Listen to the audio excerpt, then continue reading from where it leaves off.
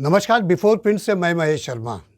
2014 में प्रधानमंत्री पद की शपथ लेने के बाद नरेंद्र मोदी ने ये नहीं सोचा होगा कि वीर सावरकर को लेकर के 2021 में इतनी कंट्रोवर्सी हो जाएगी।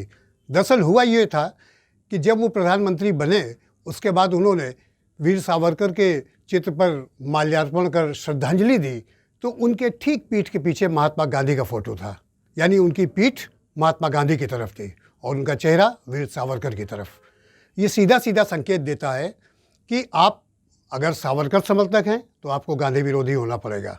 अगर आप गांधी समर्थक हैं तो फिर आपके हृदय में या किसी आपके वैचारिक लेवल पे सावरकर के विचारों का या उनका कोई स्थान नहीं है। इस समय लगभग यही चल रहा है। वरिष्ठ पत्रकार उदय महारकर की किताब Veer Savarkar who could prevented partition, जब इसका विमोचन हुआ तो उस समय संघ प्रमुख मोहन भागवत, रक्षा मंत्री राजनाथ सिंह खास मेहमान थे। सावरकर पर बोलते हुए मोहन भागवत और रक्षा मंत्री राजनाथ सिंह दोनों ने लगभग एक ही बात कही। मोहन भागवत का ये कहना था कि आज़ादी के बाद इतिहासकारों ने सावरकर के किरदार को बहुत तोड़ मरोड़ कर पेश किया, जिसकी वजह से उनका कद एक घटाने का षड्यंत्र किया गया और लोग उनको भूलते जा रहे हैं। और यही हाल रहा तो अगला निशाना विवेकानंद हो सकते हैं, महर्षि दयानंद हो सकते हैं, योगी अरविंद हो सकते हैं। उन्होंने 3 नाम बाकायदे लिए। राजनाथ सिंह ने भी लगभग इसी टोन में बात कही कि आज लोग सावरकर के बारे में गलत इंटरप्रेट कर रहे हैं। सावरकर ने कभी भी माफ़ी नहीं मांगी थी, उन्होंने गांधी के कहने पर ये माफ़ीनामा लिखा था। उसके पीछे एक दूसरा था कि वो क्रांति को जारी रखना चाहते थे। लेकिन ऐसे अगर वो भगत सिंह की तरह फांसी के फंदे पे झूल के एक संदेश देते तो वो एक अलग बात होती, लेकिन वो जिंदा रहते हुए और संघर्ष करते हुए अंग्रेज़ों के खिलाफ रणनीति बनाते हुए देश की आज़ादी की लड़ाई लड़ रहे थे। और सावरकर के खिलाफ झूठ फैलाया गया। बार बार यह बात कही गई कि उन्होंने अंग्रेजी सरकार के सामने अनेकों मर्सी पिटीशन फाइल की, लेकिन सच्चाई है कि मर्सी पिटीशन उन्होंने अपने को रिहा किए जाने के लिए नहीं फाइल की थी। सामान्यतः जो एक कैदी को पूरा अधिकार होता है कि मर्सी पिटीशन फाइल करना चाहे तो वह कर सकता है। महात्मा गांधी ने उन्हें कहा था कि आप मर्सी पिटीशन फाइल करो। महात्मा गांधी के कहने पर उन्होंने मर्सी पिटीशन फाइल की थी और महात्मा गांधी ने अपनी तरफ से यह अपील की थी। उन्होंने कहा था यदि सावरकर जी को रिहा किया जाना चाहिए, जैसे हम शांतिपूर्ण तरीके से आजादी हासिल करने के लिए आंदोलन चला रहे हैं, वैसे ही सावरकर जी भी आंदोलन चलाएंगे। यह बात महात्मा गांधी जी ने कही थी। लेकिन उनको बदनाम करने के लिए इस प्रकार की कोशिश की जाती है कि मर्सी पिटीशन फाइल की थी, उन्होंने क्षमा याचना मांगी थी, अपनी रिहाई की बात कही थी।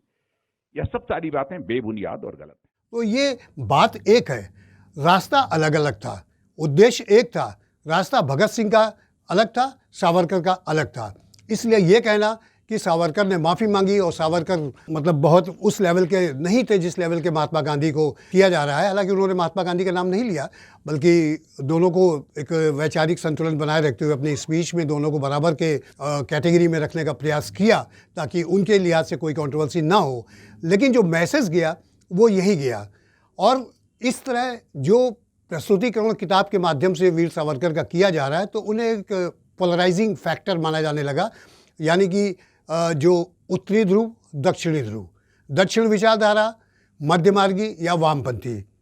तो जो वैचारिक ध्रुवीकरण है उसमें सावरकर एक तरफ खड़े दिखते हैं, गांधी एक तरफ खड़े दिखते हैं। फैसला आपको करना कि हम किस तरफ जाएं। इसी बीच में जब ये चल रहा था, राजनाथ का बयान आया और मोहन भागवत का बयान आया, तो असदुद्दीन ओवैसी बोल पड़े कि भाई अगर यही हाल रहा तो एक दिन ये लोग सावरकर को राष्ट्रपिता के ओहदे पे लाकर खड़ा कर देंगे। यानी सीधा सीधा कि महात्मा गांधी की बजाय जो नए हमारे राष्ट्रपिता होंगे वो वीर सावरकर होंगे। अभी असदुद्दीन ओवैसी के बयान पर बहस चल ही रही थी कि वीर सावरकर के ग्रैंडसन यानी पोते रंजीत सावरकर का ANI एक एजेंसी से बयान आया कि वो महात्मा गांधी को राष्ट्रपिता नहीं मानते हैं। और उन्होंने ये भी कहा कि ऐसे हजारों कैरेक्टर हैं जिन्होंने देश की आज़ादी के लिए, देश की भलाई के लिए अपना जीवन बलिदान कर दिया, जो उस लेवल के हैं। उनका कहना यह था कि जो उस कैटेगरी में रखे जा सकते हैं। तो ऐसे में भारत जैसे देश में कोई एक राष्ट्रपिता हो ये बात थोड़ा गले के नीचे नहीं उतरी। What you have to say about this, sir? See, country like India cannot have one father of nation. There are thousands names which must have forgotten who had contributed to the creation of the nation. The nation is having the history of more than 5,000 years. So no one person can be a father of nation. And I don't think that Gandhi is a father of nation. The nation is not only 40, 50 years old. It's a 5,000 years old nation. So there is no point in asking for Savarkar to be, because I don't accept the concept of father of nation. खैर, ये रंजीत सावरकर का बयान था। कुल मिलाकर के क्रिया प्रतिक्रिया फिर उस पर प्रतिक्रिया ये बराबर जताई जा रही है। सावरकर इस समय बहस के बीच में हैं और ख़ासकर मैं कहूँगा कि मोहन भागवत और राजनाथ सिंह के बयान के बाद ये एक चर्चा चल पड़ी है कि महात्मा गांधी बड़े हैं कि सावरकर बड़े हैं। अब देखना ये तो समय बताएगा कि आगे क्या होता है, लेकिन ये इससे साफ साफ है कि देश जो है वो एक हिंदुत्व विचारधारा की तरफ तेज़ी से बढ़ रहा है।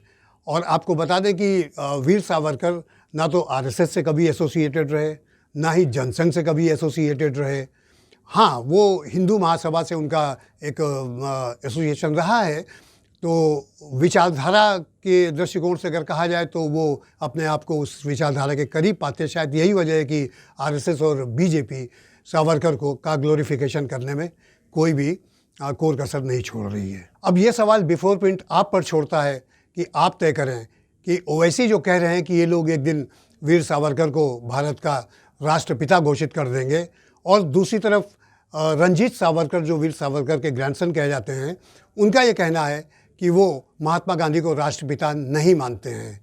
तो जो ये स्टेज आ गई है, आप अपनी राय ज़रूर व्यक्त करिए कि होना क्या चाहिए, और इस बहस का जो केंद्र बिंदु है और उसमें आपकी अपनी राय क्या है, ये आप ज़रूर जाहिर करिए। अगर आपको हमारा वीडियो पसंद आया हो तो इसे लाइक करें, सब्सक्राइब करें और साथ ही बेल आइकन दबाना ना भूलें।